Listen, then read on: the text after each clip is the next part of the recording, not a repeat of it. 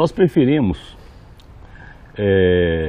colocar no ar um vídeo que trata de um problema gravíssimo da questão psiquiátrica, que são os preconceitos.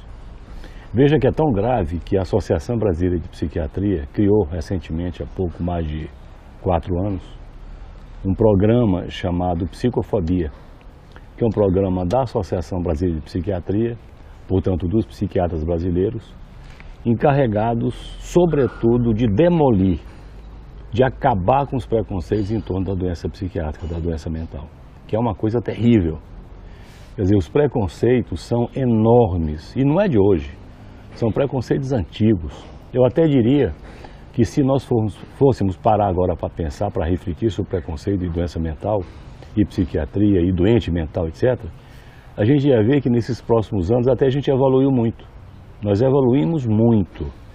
Por quê? Porque muitas das coisas que está se propondo está sendo conseguido, nós estamos conseguindo, que é de reinserir o paciente, o doente mental para a sociedade, facilitar o acesso desse paciente ao sistema da assistência psiquiátrica, dar-lhe condições sociais de vida, coisa que teoricamente alguns anos atrás não existia. Então se evoluiu de certa forma, mas mesmo assim, com essa evolução, ainda são enormes os preconceitos nessa área.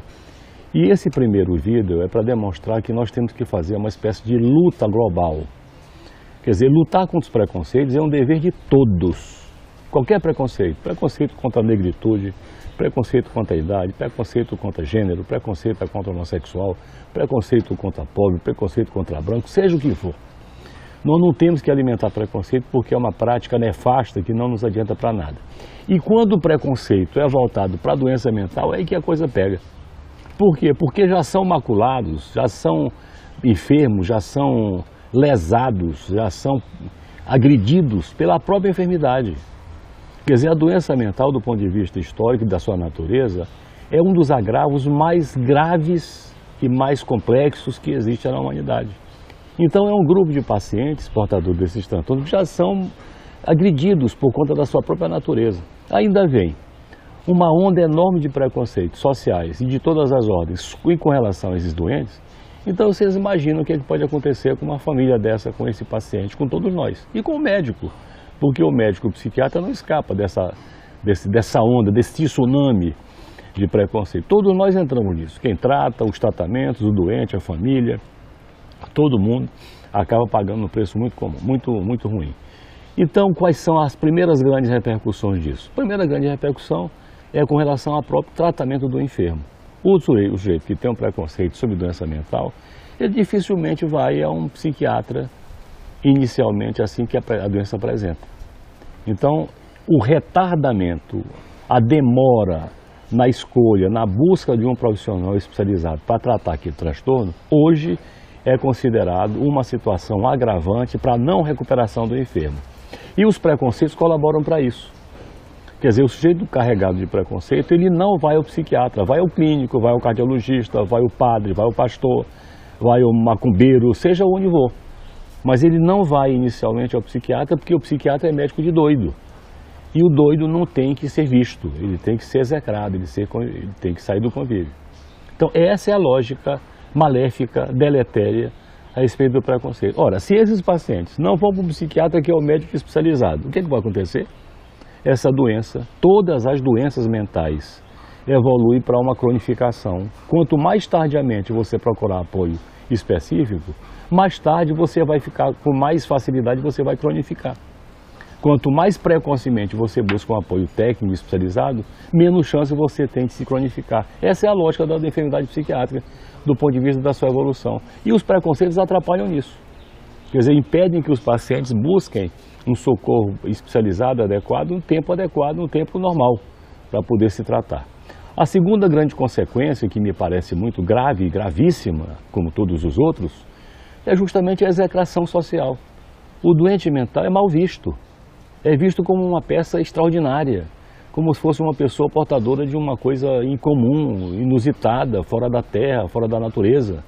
E não é nada disto. E por conta dessa visão preconceituosa da doença mental e do doente mental, eles foram sendo excluídos, foram execrados do convívio.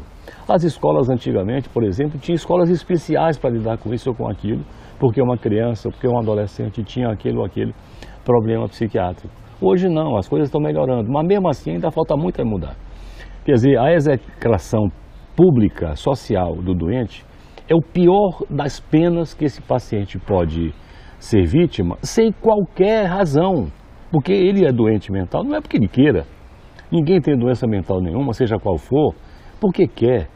Essas doenças, em geral, são doenças especializadas, especiais, que acometem pessoas com certa vulnerabilidade, com certa herança genética e com condições gerais de vida desfavoráveis. Então não é a pessoa que é culpada disso, não é a pessoa que é responsável. E mesmo que fosse ela responsável, ele não podia ser execrado, como ninguém deve ser execrado do convívio social. A sociedade é elemento vital para o nosso desenvolvimento, para o nosso bem-estar. Ninguém pode tirar isso de ninguém. E o doente mental não pode ser vítima disso.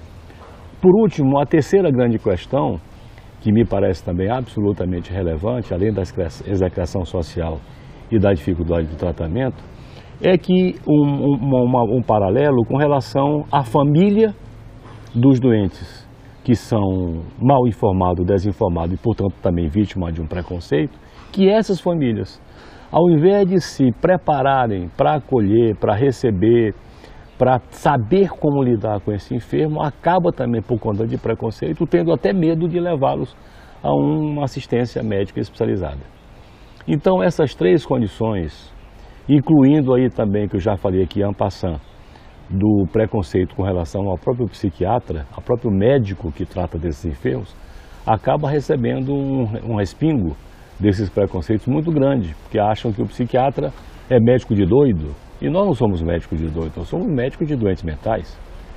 E esses psiquiatras acabam também sendo excluídos, ou são bem vistos como sendo umas peças assim extraordinárias, ultra competentes, mágicos e dotados de propriedades especiais, então são imbecis que não sabem coisa nenhuma.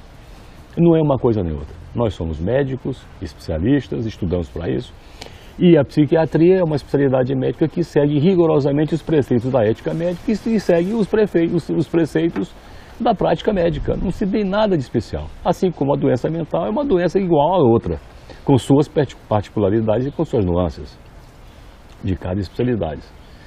Então eu gostaria de iniciar essa série de vídeos tratando desse negócio. Eu acho que é muito importante que cada um de vocês aí assuma essa responsabilidade, que não é só minha, não. É sua, é da sua família, do seu pai, da sua mãe, do seu irmão, é do seu patrão, é de todos os seres humanos que convivem. Você tem que acolher o sujeito doente mental, tem que amá-lo, tem que tratar bem, tem que tratar com decência, não tem que ter deboche, não tem que ter nenhuma atitude que denigra. Agora, recentemente, uma senadora da República, se dirigindo a um outro senador da República, foi dizer simplesmente que ele era um autista, como se a intenção dessa senadora foi de ofender esse outro senador, num debate público a respeito de se eleger um ministro do Supremo Tribunal Federal. Então isso é uma coisa muito ruim, quer dizer, ela se retratou, pediu desculpa pública, mas mesmo assim fica a marca, a mancha. Porque o que ela quis dizer com isso, ao dizer que o senador era um autista? Quer dizer, ela quis dizer que o autismo é uma coisa terrível, feia, que execrável, que o sujeito pode evitar, etc. Macular a imagem do outro, e que não deve ser assim de forma nenhuma. Imagina se um senador da República está fazendo isso, imagina como é que não anda no cotidiano, no dia a dia. Então vamos refletir, vamos pensar, vamos evitar isso a todo custo e acolher nossos doentes. Um abraço para vocês todos e um beijão.